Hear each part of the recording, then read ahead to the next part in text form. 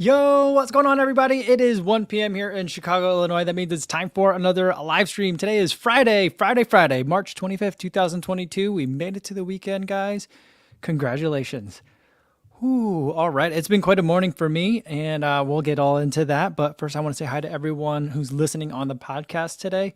Hopefully, you're having a good run out there and getting in some nice, relaxing miles before the weekend. I think a lot of people are getting ready for Boston. So today might be an easy day before one of your last few long runs, or maybe last couple long runs of this training block. So get that rest in, get ready for that long run this weekend. I'm very glad that I don't have a long run this weekend. I got to tell you that. Anyone that's listening to this or watching this later in the day on YouTube, but not live, welcome to you guys as well. Hopefully you've had a great day and now you are relaxing. Hopefully, if you're watching this on a Friday night, because today's Friday, if you're watching on Friday night, awesome. Hopefully you're also maybe watching this on like a Saturday mid-morning because you got home Friday, maybe you had a nice dinner with family or friends or just a nice relaxing evening doing something else. So if you don't get to this right away, I think that's totally cool. And hopefully you're having a good morning. All right. I've got some afternoon coffee for myself. It's not as hot as I would like it to be. That's the only thing that is kind of bumming me out about it, but still, it's afternoon coffee. It's pretty good. And, I'm ready for the live stream. Hopefully you guys have something nice and tasty to drink today for your afternoon beverage. Let's see what we got. James Ford is here in the chat. He says, can we get an amen for the thumbnail? Every time I see this, it makes me chuckle. The weather report, it's cold, but I must run. Yeah, I know. I just think that like the white shot that the camera guy got was really funny because the woman like wanted to stay far away from me for COVID reasons. But it just kind of looks like I'm just like this is miserable, like dude just out there freezing cold, which I kind of was. But it was a nice day that morning. But I think that's funny. I just think that the picture turned out really funny, so I'm very happy about it. Jeff Elliott is here. He gives us a happy face emoji. And Jonathan Crossley said, "What's going on, everyone? Did my take on a brick today? Easy 8K on the concept 2. That's a rower, I believe." And then we turn that into an 8K run. So really enjoying mixing running with rowing as of late. I think I would like rowing. I think I would like that. I remember in college, there were a couple of people on the crew team on my floor in my dorm. And I would be like waking up to go to my early class. So I thought like I had an 8 a.m. Like my science lectures were always like 8 a.m. on Friday on the opposite end of campus. So I'd have to get up very early for college standards. And I'd be getting up and these kids would be coming back from somewhere. Not only having coming back from somewhere after they had already showered, come back from somewhere and gotten all breakfast together. And I was like, what are you guys doing? And they're like, oh, we had some breakfast after practice today. I'm like, what practice is that? They're on the crew team and that's the only time they can get time on the water. It'd be like 6 o'clock in the morning. I don't even know where they went. Because it was St. Louis. Where do people row in St. Louis?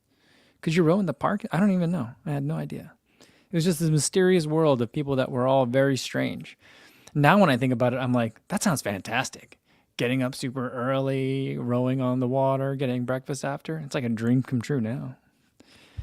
Emma Wilhelm says, happy Friday, co-fam. Gorgeous day here in Dallas. Hope everyone can get after it this weekend. Yeah, I have not yet run it by my wife, whether or not she thinks I can go for a run, like doing a couple, maybe I'll do like a 1 mile loop in the neighborhood a couple of times, or like a mile south, a mile north, so always staying within like a 1 mile kind of radius. I haven't run that by her yet. She's out of town this weekend. I did run it by my daughters on the way to school. I was like, are you guys gonna be okay if I leave you alone for like an hour?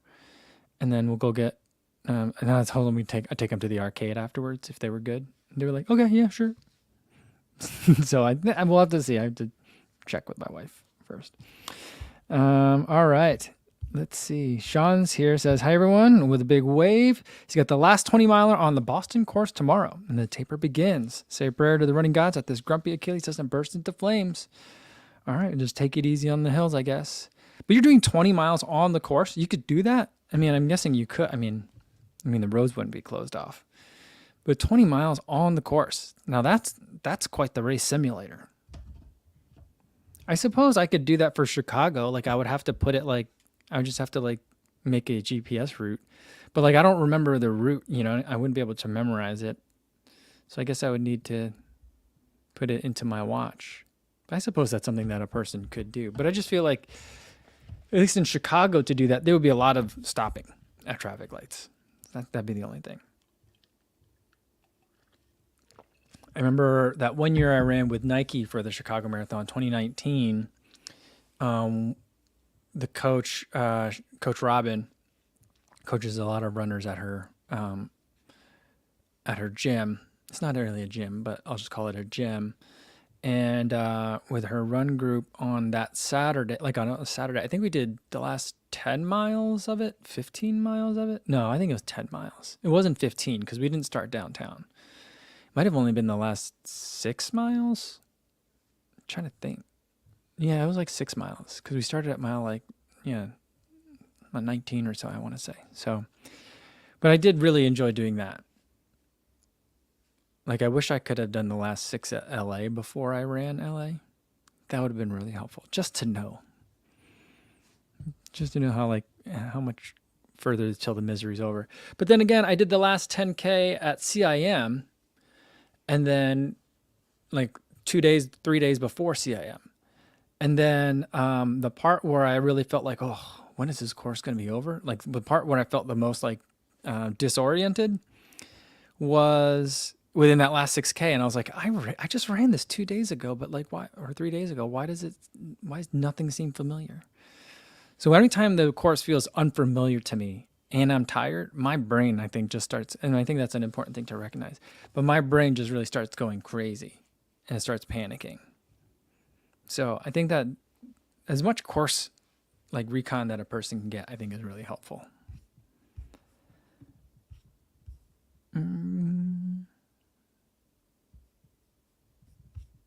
All right. Thomas says, good afternoon. It's a dreary day in Columbus, Ohio. Oh, sorry to hear that. But, the way I like to think of it is, I think there's still parts of the country that got really bad weather last night, or has that all gone through? So I'm just lucky that, like, the weather's not just terrible, especially for everyone in here in Chicago and in the Midwest training for Boston. Like, I just want it to be, the spring can be so windy here. I just hope it's not that windy for your last couple of long runs. All right, let me scroll down a little bit further, try to catch up with you guys. All right. All right. Adam says about leaving my kids at home while I can go for a run tomorrow. So is it better to ask forgiveness and permission? I did that when I started walking the dog without them. I just leave them up here and I'd walk the dog real quick. But yeah, my wife wasn't too upset about it. I think the reason why she wasn't that upset about it or surprised is I think the girls ratted me out on it. And so she knew when I admitted it to her what I was doing. So I don't think she loved that, but I never really got in too much trouble for it because then I think she also conceded that it would just be it was only for 5 minutes, 10 minutes. But I think for something like an hour, I think I need to run that by her. Frank says, the biggest issue with leaving the kids while you go out isn't something bad will happen to them while you're on the run, but rather you might get hit by a car and not come back. Oh, yeah, that's a whole nother level of terror now. Okay. So, now we have to have a plan. If Daddy doesn't come back within an hour and a half, how do you contact someone? I think they got everyone on their Facebook Messenger on their phone, on their iPad. So I think that they'll be okay. I think they'd be able to reach their aunts. It'd be a couple hours till someone came and get them. But that's a good point, Frank.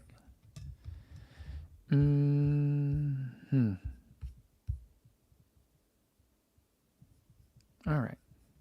That's something to think about. I'm just going to be on the lakefront path. Very safe. But that's true.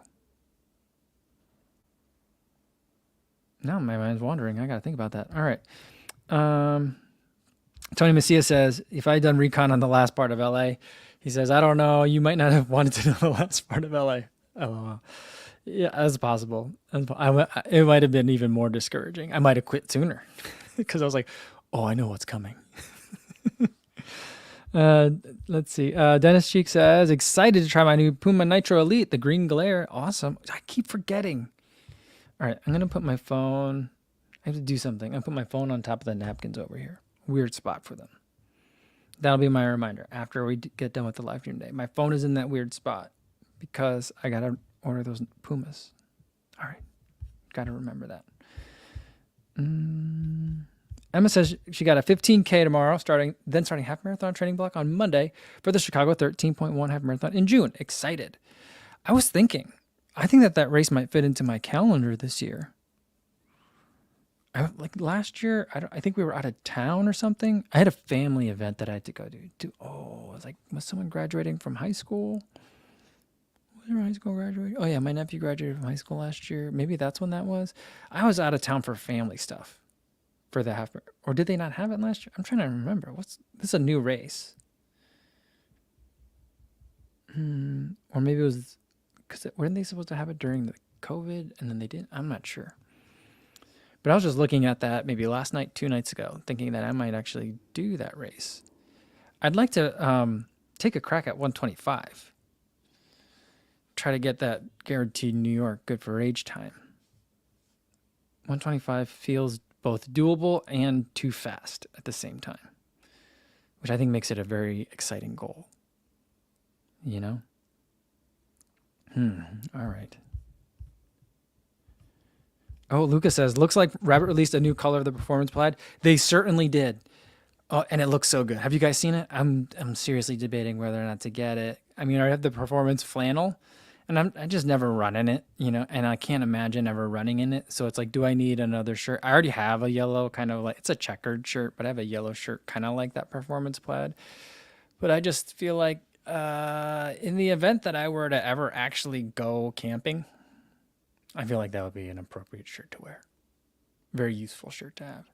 I also feel like shirts like that are very beachy to me. I don't know. I don't live near a beach anymore. So it's like, maybe like lake life kind of ish, easy on, easy off, not too hot to wear during the day. But, whether you're lakeside or going into a restaurant, it'll be fine. I think I might just have to get it because it's probably sold out by now. It was announced like a couple days ago, I think. All right, Philip Rudd said, what's going on, everyone? Playing my first trail 50K May 7th in the Peregrine 12. Is that a bad idea? I think it'll depend on the terrain. If it's going to be a lot of hard pack, that Peregrine 12 might not be enough underfoot. It is not a super soft-soled shoe. I also feel like the lugs are a little bit dense. So like if it's a lot of hard pack, then that might be a little rough underfoot. I think it would be a rough underfoot for me.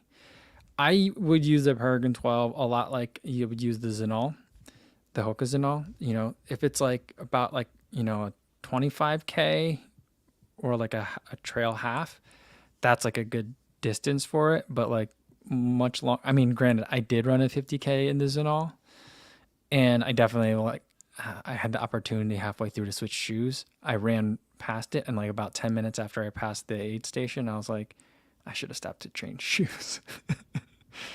But yeah, I would say maybe not.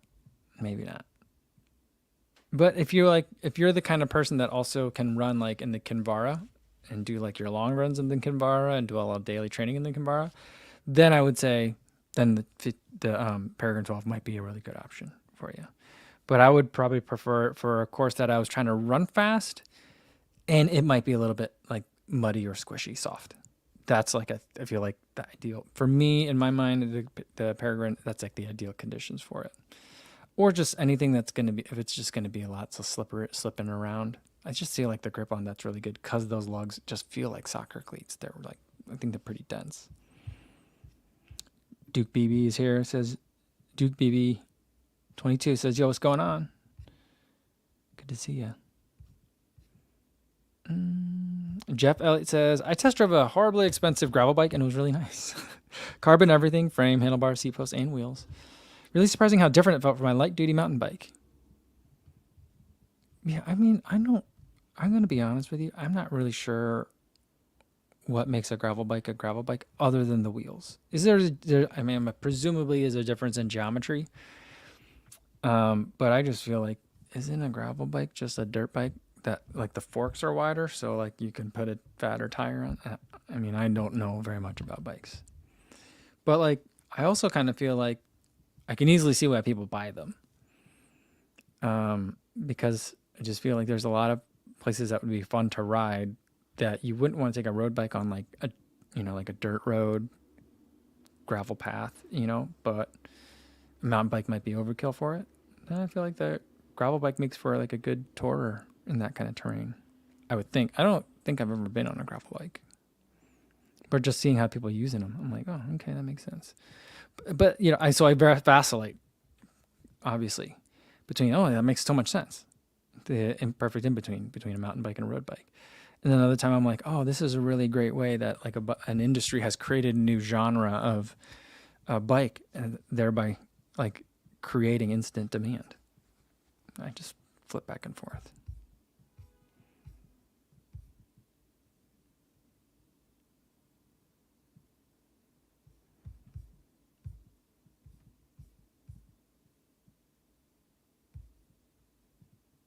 Dad Runner says the Speedgoat 5 for the 50K.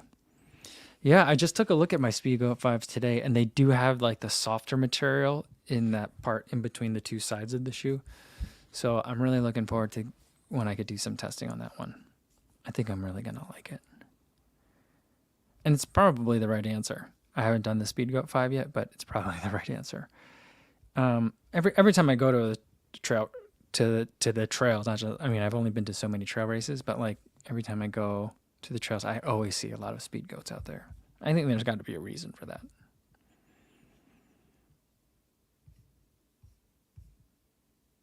Shannon's here, says, hi, Conco. Happy Friday. Happy Friday to you, Shannon. Luis is here as well. Good to see you. And it said, I ran a 50 miler in Speedgoats and my feet were perfect. I feel like that's a pretty good endorsement there. But Philip said, I enjoyed the Peregrine 12s for 2 hours this week, and the grip is incredible. Maybe I'll pack my Triumphs too in case my feet are suffering. Yeah, I think that's a good idea. I mean, bring another pair of shoes. Never know. Better to have them and not use them than the other way around.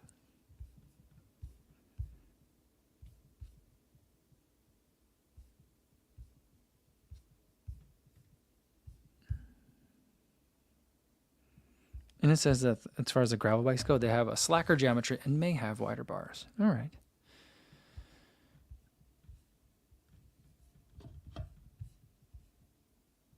I think one of my brothers-in-law has gravel bikes, maybe. It's unfortunate because, well, not unfortunate. The unfortunate thing for me is he's like 5 inches taller than me, so I can't ride any of his bikes.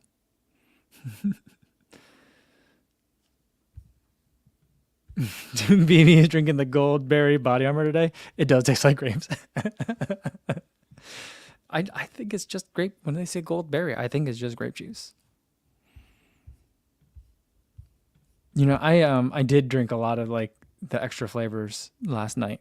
I don't know, something about it. Like yesterday, I was just like, I had a sudden burst of thirstiness. I think my body's still just kind of like being weird after the marathon a little bit. And so like the last couple of days, I have been basically falling asleep at the dinner table. Like I can't keep my eyes open while I'm eating. And then I feel like I need to take a nap after I eat dinner. And then after that, I'm like wide awake. So like my body, like it's just, I think it's just still kind of working out the kinks. Yeah. But that being said, like I did have like, I ran again today, and so I'm going for my run, and I was thinking maybe I'll run 8, maybe I'll run 10, but probably shouldn't push it. But I'm out there running, and 2 miles in, I get a phone call from my wife, and she's like, hey, you got to go to the school. They just called. My daughter had fallen down outside at recess, and she can't walk. So I'm like, oh, okay. All right, I'm on my way. So I turn around. I'm 2 miles out. So I got to run back here home, get the car keys, because if she can't walk, she can't walk home. So I got to get the car keys, and then I run over to the car, and then I drive up there. So it took me a little bit of time, but I tried to pick it up a little bit. I think I was 2.5 miles out. So I ran a little bit faster. That didn't feel quite as good is my recovery run yesterday.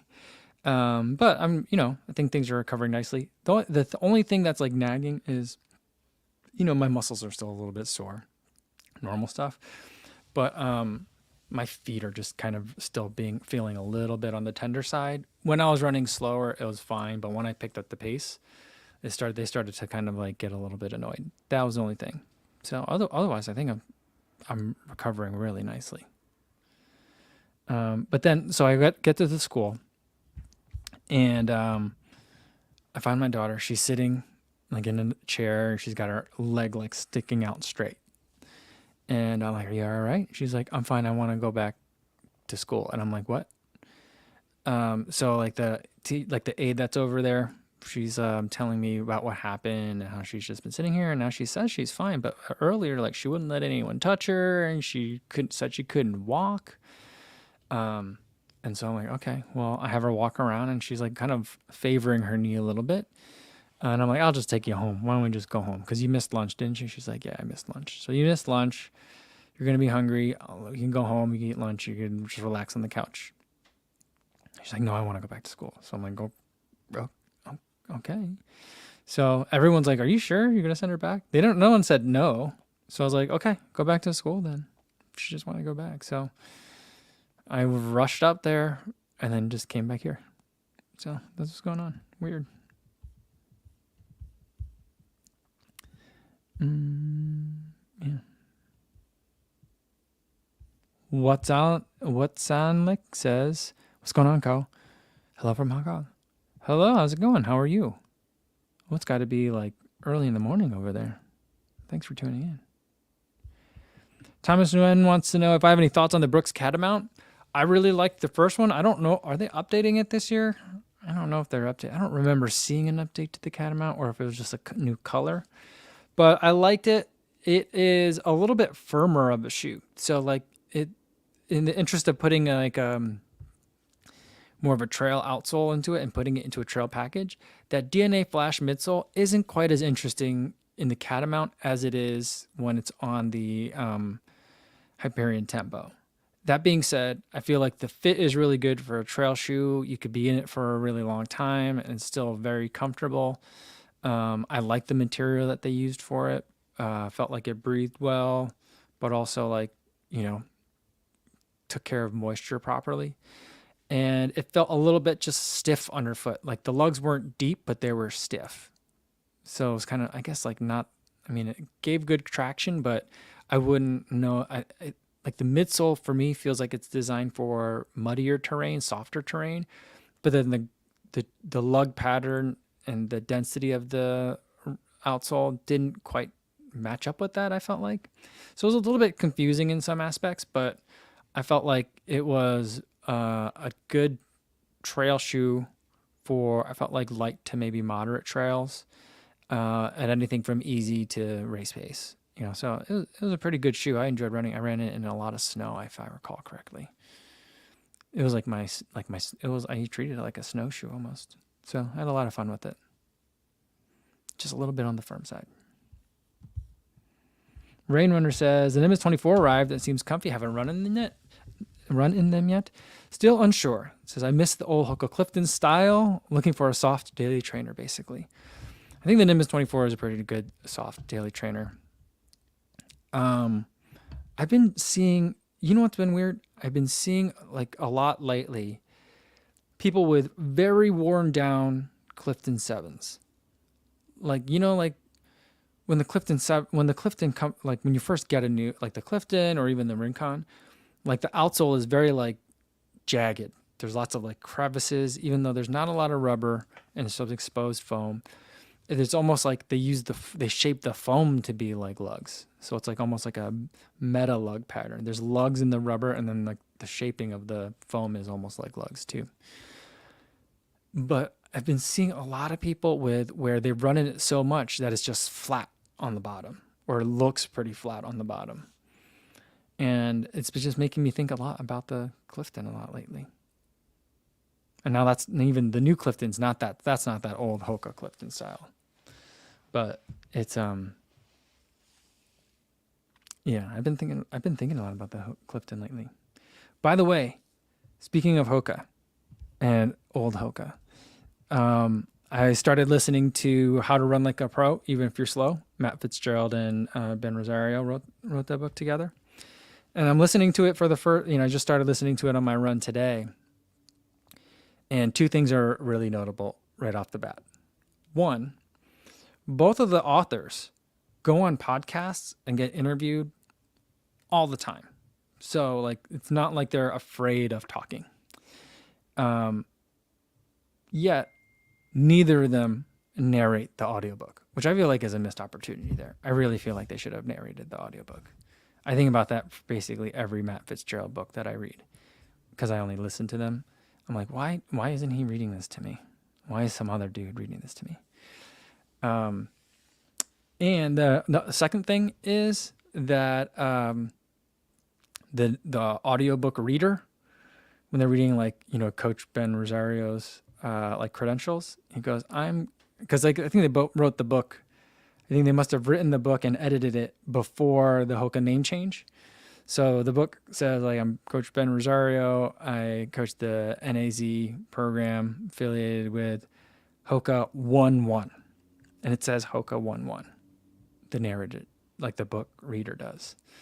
So I just wanted to be like, one. I wanted to like correct the voice that was coming into the earbuds. So, yeah, that's what's going on. All right. Yeah, Jeff Elliott says the new Fitz book. Yeah. How to Run Like a Pro, Even If You're Slow. The even if you're slow is in like parentheses. And so it was a book that was already on my like audible.com wish list. And then I'd seen that it come out and I was like, oh, I should probably go buy that. And I kept forgetting, kind of like the Puma shoes. But then I was listening to the Rambling Runner podcast and he interviewed Ben Rosario, who comes across very well audio-wise. He has a really good microphone that he uses when he gets interviewed. He could have totally narrated the book. But yeah, so then they were talking about it too. And the way that this book is set up, so it's almost kind of like a companion text to the book that Matt Fitzgerald wrote when he was like living and training with the NAZ elite team. I think it was for the 2017 Chicago Marathon when he lived with them for like a couple months. He and his wife moved out to Flagstaff. And so it's kind of like telling you the story of what happened when he lived and trained like a pro. And then now it's kind of like a deep dive into the mechanics of running and training like a pro. And it's more than just like the nuts and bolts of that training program, but that's kind of like a lot of the anecdotes are kind of like built around that. So like the way they discussed it on the Rambling Runner podcast, it was like the book was like the proof of concept. We took a normal guy. And I think calling Matt Fitzgerald a normal runner, quote unquote, it's a bit of a stretch because he's an exceptional runner. But they had him train like a pro and it worked because at 46, he had an all-time PR. So, so now it's kind of like going back and filling in, some of the mechanics of all that. So I thought that was pretty cool. So far I'm really enjoying it. Shannon says, when I hear that tender feet 5 days post marathon, I tend to think that running won't help with that. That's true. I was going to ride bike all week this week, but it's just a little bit cold for me. Like I feel like I'm pretty tough when it comes to running in the cold. But when it comes to like riding the bike in the cold, I'm just like, I don't want, it's either been wet or it was too cold for me to ride the bike. Now today was 40 degrees.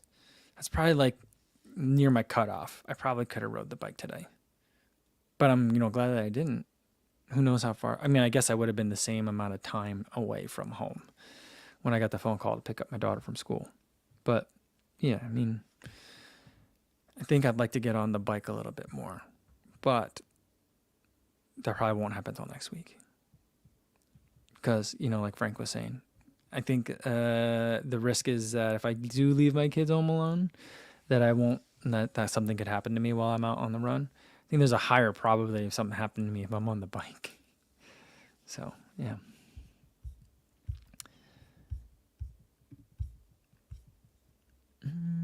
Runtime says, "Happy Friday, Co. With Hoka, do you think they have a new foam in the works? I want to like Hoka, but I just can't buy into their current foam." I mean, they do, yeah. So like the ProFly, is it ProFly Plus? I think is supposed to be a super critical foam. That's my understanding. I have to double check on that. So, and I think that's what's in the Carbon X3. It's definitely not just regular compression molded EVA. So that is something that they're certainly working on. That being said, like, I mean, it's like what people have been saying about Boost. It's what people say about the compression molded EVA that, like, it's 2022. They need to update. I'm like, I don't know. I ran in the Rincon yesterday. I still really like the Rincon. I don't have a pair of Cliftons right now, and I wish I did because that would be really great to run in right now. So, I mean, I think that compression molded EVA still has its place. Same thing with Boost. People were like, Boost is dead. And then Adidas was like, oh yeah, fine. Have this Boston 10, no Boost. And we're like, oh, we missed the Boston 9. So, be careful what you wish for sometimes. And even to an extent, I think with the Vomero 16, with the Vomero 14 was, I think, the first running shoe, like, I mean, there was the Epic React and stuff, but like in terms of introducing React foam into its more standard lineup, Vomero got it first, and then it was good.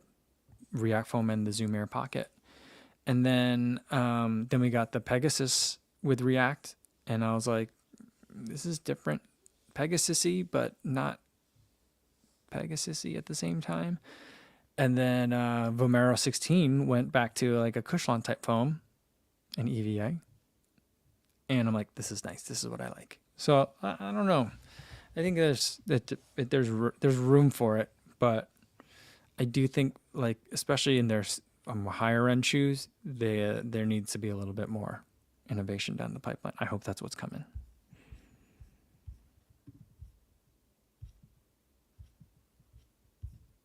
Stevie76 says, Co wants that audiobook reader gig. I mean, that would be a dream, right? Like if I was reading the Matt Fitzgerald book or Coach Ben Rosario book, that'd be amazing. I don't think I would get hired for that. But you know what? I did turn down an offer just over the weekend. It wasn't an audiobook reading gig. It was to do like voiceover testimonials for, like, I think just for like apps and stuff. And so like they were like, I don't know how they found me, but they were like, we want you to do, the pay is $5 to $50 per reading. And I would basically like read someone's review or read like ad copy of like, here's why this app is awesome. I love this game. I started downloading it and I've downloaded it and haven't been able to stop playing it. So I think it'd be stuff like that.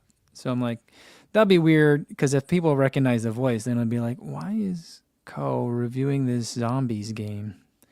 But we don't see him ever playing it or talking about it. So I was like, that would be confusing. It could be potentially confusing. So, yeah. Jeff Elliott says, I just put a hold on the book because on the How to Run Like a Pro. I really like the book Where You Train Like a Pro. That was a really good book. I really enjoyed that book quite a bit. And so far I'm really enjoying this audiobook for the next one too. Now, I didn't finish listening to the podcast, but Matt kept referring to it as a trilogy. What's the third book going to be? I don't know. Did anyone else read that or hear that?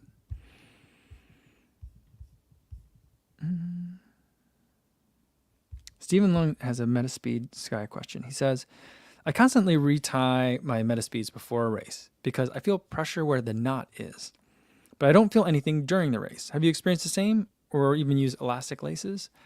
I have not experienced the same thing, but it might be either just nerves, kind of like I always feel like I have to pee before a race, even though I might be coming out of the porta potty and I'll be like, I should probably just get back in line. That's how I've done that before. And I just feel like I just constantly feel like I got to go. So it might be something that your body is just imagining, or it might be like the pressure of like when you're standing versus when you're running, your foot sits in the shoe a little bit differently. So maybe that's what it is. But I would say if it's not bothering you during the race, I'd say don't worry about it. Don't mess with it. I've used the elastic laces. I use like the quick tie ones. I put them on my Carbon X2s. So that way because I wanted to use those for my triathlon. And that way when I put them on, then I could just cinch them tight real quick. And then, what do they call them? Speed laces. And then I'd be off. So I wouldn't have to worry about like loosening them up or like getting them in my foot and then tightening them down and then tying them. I wouldn't have to worry about that. And they were fine. They work great for me. Like, I know some people like really are particular about how the shoe is laced down. I think I'm lucky in that like once the shoe's kind of on me, I'm good. I don't have too many problems with fit. And so I didn't notice like hardly any difference at all. They were just more convenient. I think that I don't love the look of them.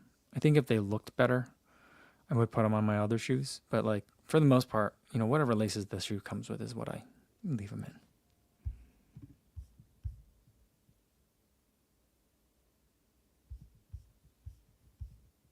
in. Talking about shoe wear. And it says, my Torrent 2s are quite worn at the front of the sole. I have hardly wear anywhere further back. Maybe my running form is better than I thought. Yeah, there you go. The other thing that it could be, I think Shannon told me this one time because I had a wear pattern way at the tippy toes of my Ultra Escalantes, and I was like, "Oh, am I pushing off from the toes that much that I'm getting wear there?" And I think it was Shannon that said, like, "I think you're kicking with your feet when you hit the ground, and so it's like digging a little bit instead of like glancing, gliding on top of the road. I was like kind of like." Shuffling and kind of like digging in with each stride and then digging and then pushing off. And I think, that could be it. I did a lot of shuffling because I wore that shoe when I was out in Guttenberg in the hills out there. And so I was like, that's probably true. That's probably what happened. But at least you're not scraping up like a weird port. Like I feel like every time I have to look at my shoes at 100 miles and there's a lot of wear on the backside, on the outside of the heels, I'm like, that's just me being sloppy. Visual proof that I'm a sloppy runner. But if you're not seeing that much, that's good.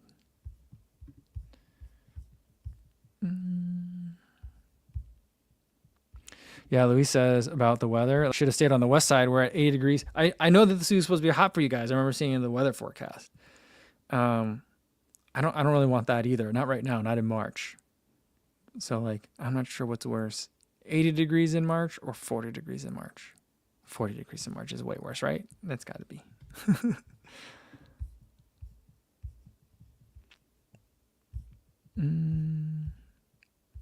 Stephen Lung says, I just got the stride. Was it hard for you to maintain effort during LA? Just constantly checking your watch? I probably look at my watch more than ever now during my runs. During LA, it wasn't that hard to maintain constant effort because I feel like I have a pretty good sense of what constant effort is. And what constant effort is going up a hill is also something that takes some time to get used to.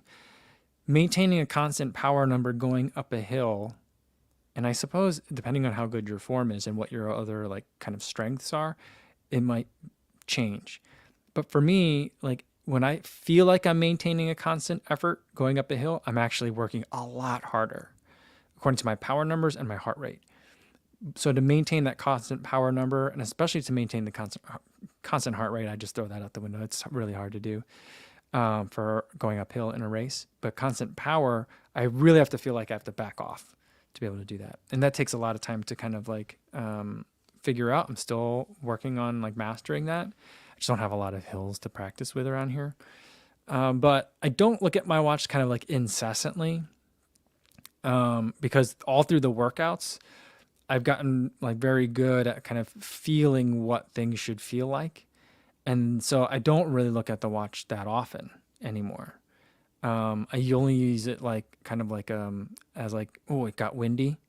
Like, am I running too hard or too easy? I'm going up a hill. Is it too hard or too that? So it's kind of a lot like that.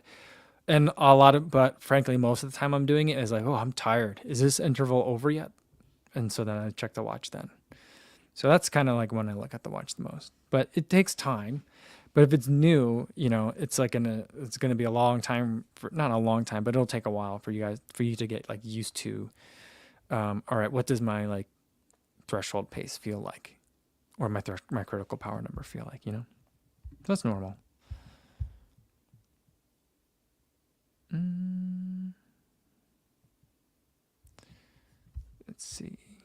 What else we got here?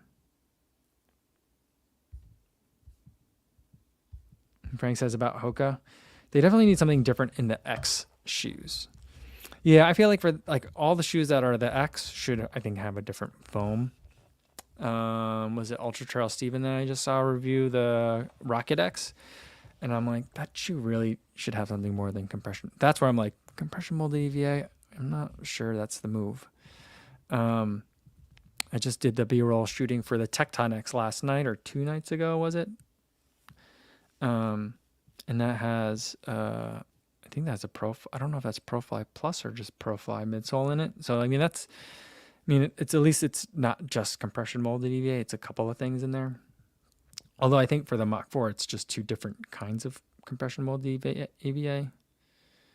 And then the outsole layer is kind of like rubberized or has something else in it to make it more durable. So I think at least it has to be ProFly or like the stuff that's in the Carbon X3, which I think that's what's going to be in the next Mach. I think that's what's part of the ProFly system in the Mach Supersonic. So they're moving in that way. I haven't seen anything about the Rocket X update. Hopefully that gets some of that little springier foam. Then I think that'll make a big difference. I just think that they need to change the shape. I wish that they would change the shape of the carbon in their shoe because they're using a millimeter carbon, so that's plenty thick enough. I just don't think that it's like placed well. Or there's something about it that needs to change. And I'm wondering, I've always wondered this from the beginning. I wonder if there are patent implications for if you want to try and shape the carbon a certain way. And maybe that's why like Hokas always feel that way and like the New Balance shoes always feel different. Yeah, I don't know. Eric says, what's going on, Eric? He says, I went on a spending spree today with Path and Rabbit shorts. I definitely, well, you guys saw, I spent a lot of time with Flores this weekend. And I definitely asked him, I was like, Flores, you guys do such a good job with pockets. Can you guys please make a half tight? And he's like, you want a half tight? I'm like, who doesn't want a half tight? Make a half tight. He's like, I don't know. He had a really good answer as to why they don't have a half tight and why shorts are a lot easier to do. But I was like, but if you can nail a good half tight, I can help you sell that one for sure. But then today, I got an email. I got like the mass email from Path, and they were like, never wear tight shorts again. And they were talking about like all their shorts and how like, and they showed lots of people like lifting weights, people with like huge giant thighs, like lifting weights and doing exercise and stuff in them. And like, they were like, this is why you don't want tight shorts, because you have giant thighs. And I'm like, I don't look anything like those guys.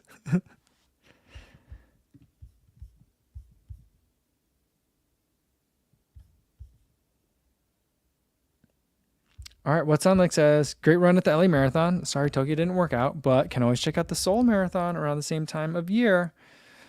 You know, my dad ran the Seoul Marathon years ago, and he asked me if I wanted to run it with him, and I was like, I'm good. And that is something that I really regret that I never did. Yeah, so I wish I had run that one. But he did mention to me, you know, I saw him recently and he was like, hey, so you're going to go to Tokyo next year? And I was like, I hope so. That's the plan. And he's like, you know, time zone's really different over there. I'm like, I know. I'm like, and you know that too, for sure. He's like, you know, what I hear is a lot of athletes, when they go over to try and run in Tokyo, it's very expensive to be in Tokyo. So a lot of times they'll spend time in Korea for like a week, get used to the time zone and get acclimated to the climate, and then go to Tokyo like a couple of days before. I was like, oh, that makes sense. And he goes, you should do the same thing next year. So like, he's like, if you go to Tokyo, let's go to Korea first. And I was like, are you going to come with me? Because I don't want to go by myself. He's like, I think, yeah, I'll go. So we'll see if I can get my parents to go. So I think that'll be fun. I haven't been to Korea since like 1992. So it's been like 30 years, I think.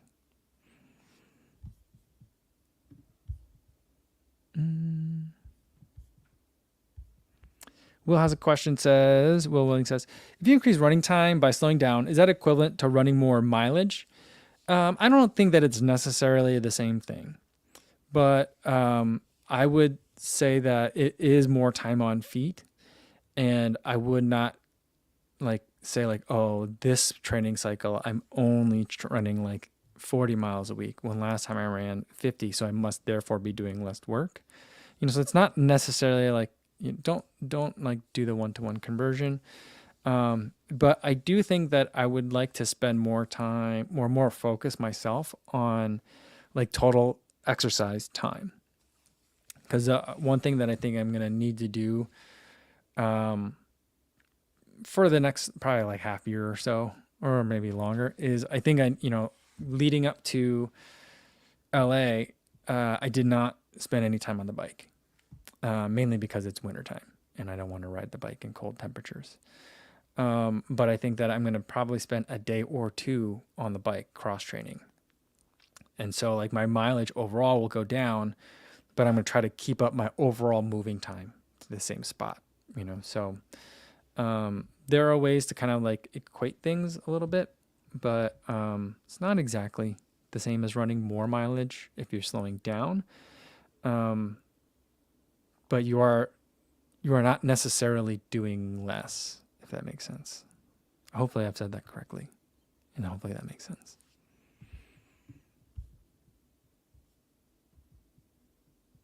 Viklam says, do you know how many calories you eat in a day? I don't know. I think it depends on the day.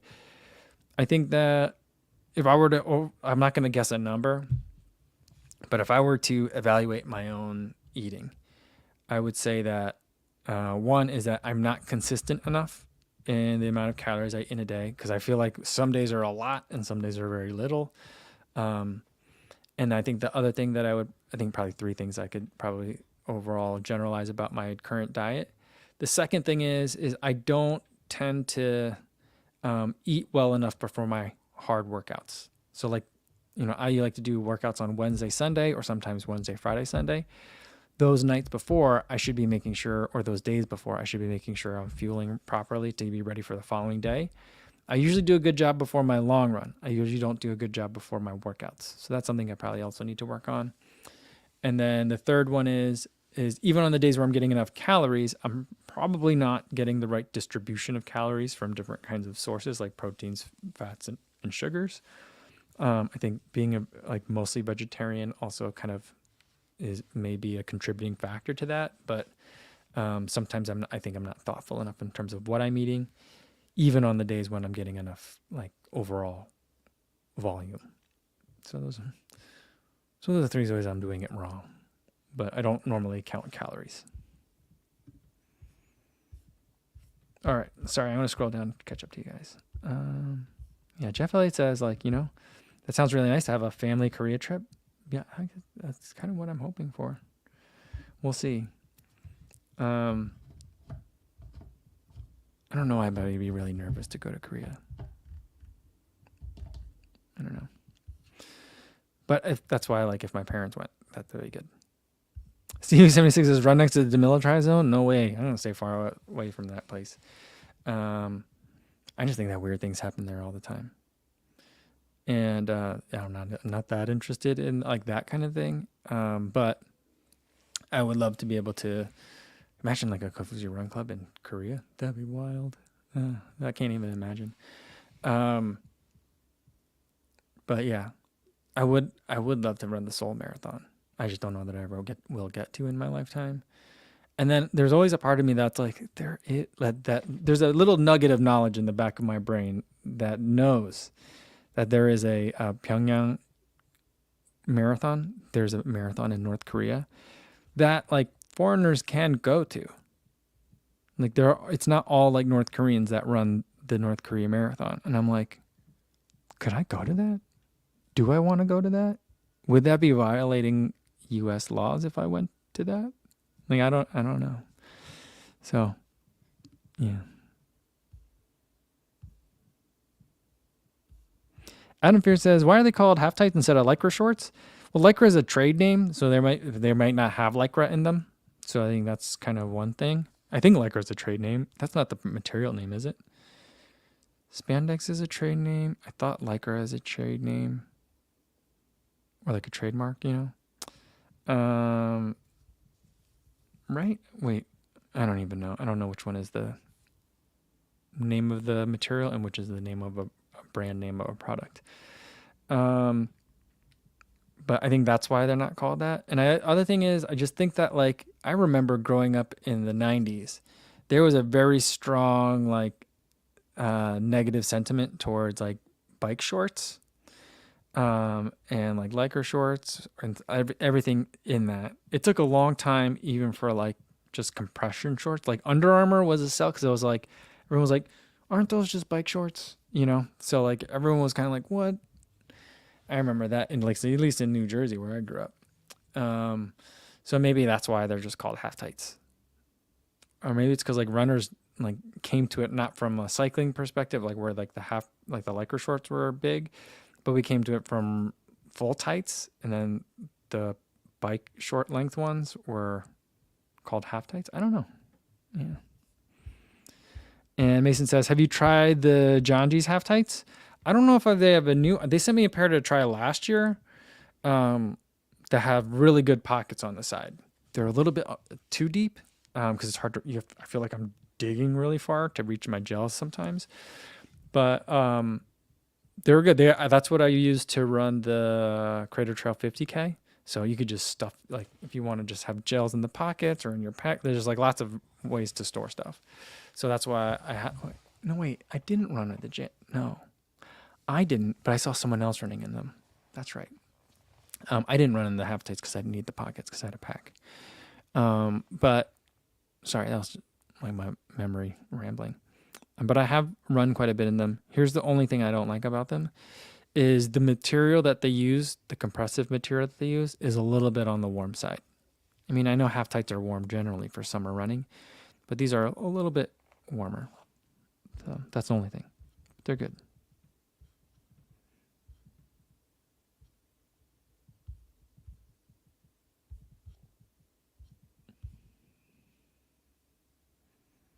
Mark Game says, something that doesn't get said often, mostly because it's something you don't talk about, but I truly respect and appreciate that you've never gone into heavy detail about calories or weight.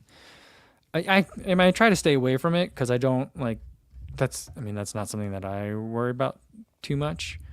Every once in a while it'll come up, people will be, I think what happens is when people subscribe every once in a while, like YouTube will feed them a much older video and they'll be like, oh boy, you lost a lot of weight, from when I first started making videos. So there's been a change for sure. But, I feel like I really think that the perspective of in terms of diet and nutrition is, it's opportunities to fuel for your performance. And I try to think of it that way. And, I look at it as, you can indulge in some of these other foods that may not be the most advantageous for your training, but sometimes that's fun to eat and it's can be a nice treat to have.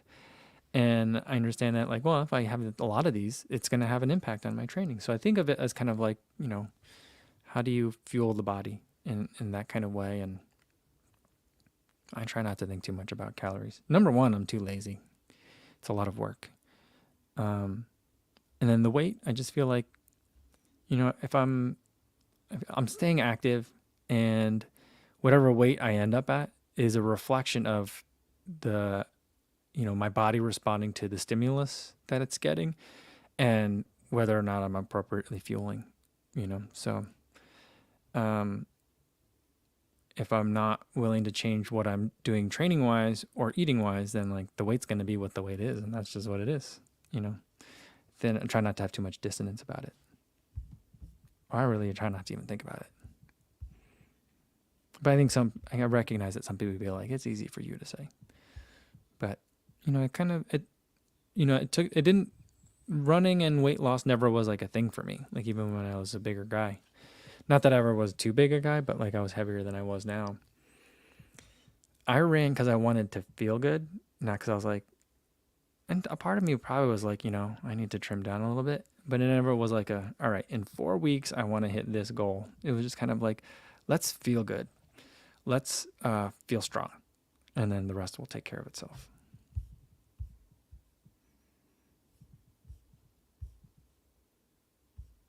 Steven going to North Korea says Dennis Rodman and Kim are best buddies. I think that's such a strange relationship. I don't understand it. I really don't. It makes so little sense. What's on like says, I would probably avoid the Pyongyang marathon, especially being Americans. Yeah, I just feel like I'm like, this has trap written all over it, you know?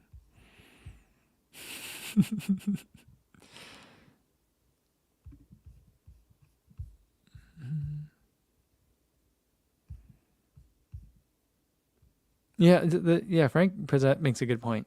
We call them bike shorts, but cyclists hardly ever wear the half tights. They wear bibs. I mean, I have a pair of bike shorts, but they're triathlon shorts. And then I do have, I guess I did buy a pair of bike shorts because they have like the pad in them, but I do like the bib. I mean, it's just kind of like it's very much like there's like a whole costume part to it that I just kind of like. And then I do like just the extra, it makes just a little bit extra of like comfortable tension to it too, which I do like. I do like the bibs. But I have no idea. How do you guys fold them and put them away? Do you hang them? I don't know. I don't know. Like, for a long time, I felt like my, shorts and like tights drawer was relatively organized. But once I started buying some cycling like shorts and bibs, those things are just like, it's like a ball of fabric and padding, and it just creates like chaos in the drawer. I don't know how to store those things.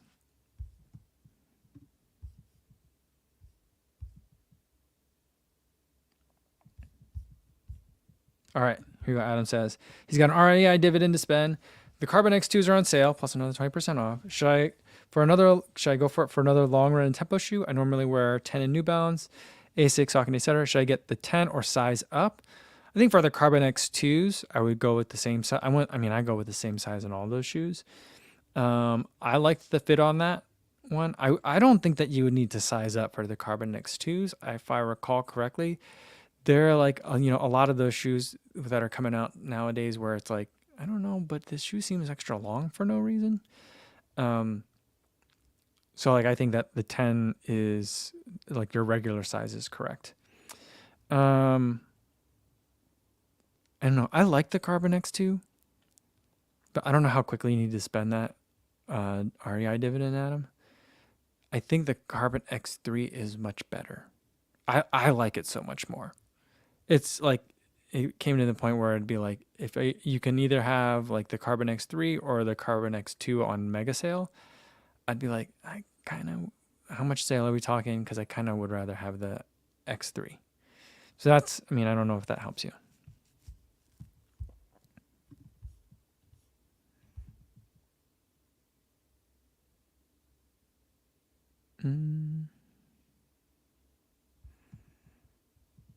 Rainwater says, LOL, I remember the what I eat in a day videos with a lot of kid leftover snacks. I mean, I still scavenge a lot of the kids' food.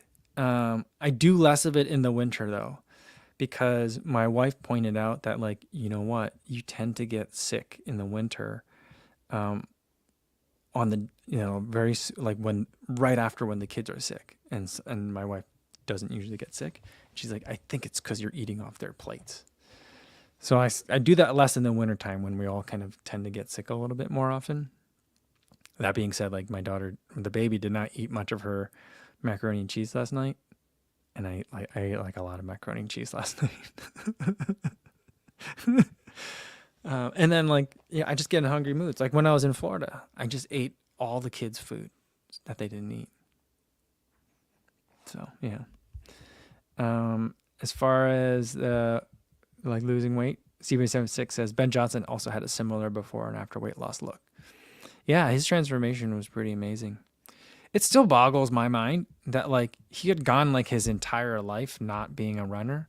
Like I have a hard time believing, like him and Tommy Runs, like I have a hard time believing that they like had all this like running potential like trapped inside that they never let out until they were like full grown adults. Like how, like at no point did they accidentally find out that they were good at running. Like how did you not even accidentally know you were good at running? I just don't like, it's just amazing to me. Here I've been struggling at being average. I've been non-elite my whole life. And these guys are just like, I guess I'll try this. And all of a sudden they're like winning race. I don't know if they win races, but they're fast guys. All right. I think that's got to be a good, I mean, that's maybe not a great place to leave it for today. Oh wait, here we go. We gotta read this first. Martha says, "Co, you can't get a cold from eating, even using the same utensils, according to a long-standing study from the UK. It's through the nose and eyes. All due respect to your wife." I do use their same utensils, and so that's the other thing that I think about. And there might be a study that says you can't get sick that way, but I really do feel like it's always like within a day or two after I've like really eaten a lot of their leftovers, where I'm like, oh, now I feel like a scratchy throat coming on. So I don't know. Maybe it's just, I think it's probably because we all get tired. I think probably because I tend to scavenge more of their food when I'm feeling more tired. When I'm feeling more tired, I get more irritably hungry. And so all those things are related. But my mind remembers if I eat their food, I'll get sick as a shorthand, I guess. So maybe that's what it is. All right. That's going to be it for today. I know today I said I was going to do kind of like my next race video coming up, but that'll be tomorrow because now I've finalized the location and the time for the shakeout run for DC, not this Saturday, but next Saturday. It's going to be 9 a.m. We're going to meet at the World War II Memorial. We'll do a little loop that'll kind of take us through some of like the Cherry Mile 10 Blossom course. As long as that stuff's not closed off, we'll have to see. But the route, I'll post it in the Strava group. It'll be a little bit less than 3 miles in case anyone wants to join, 9 a.m. I'll post more details about that in the video for tomorrow. Now that I have those finalized, I can make that video tomorrow. And then I won't see you guys again live stream wise till Monday. And we'll do a Monday mukbang. I got a couple of ideas what we're going to do. I think it's going to be fun. So hopefully I'll see you then, same time as today on Monday though. All right. In the meantime, everyone doing those Boston runs, have a good run this weekend and be safe out there, everybody. Thanks.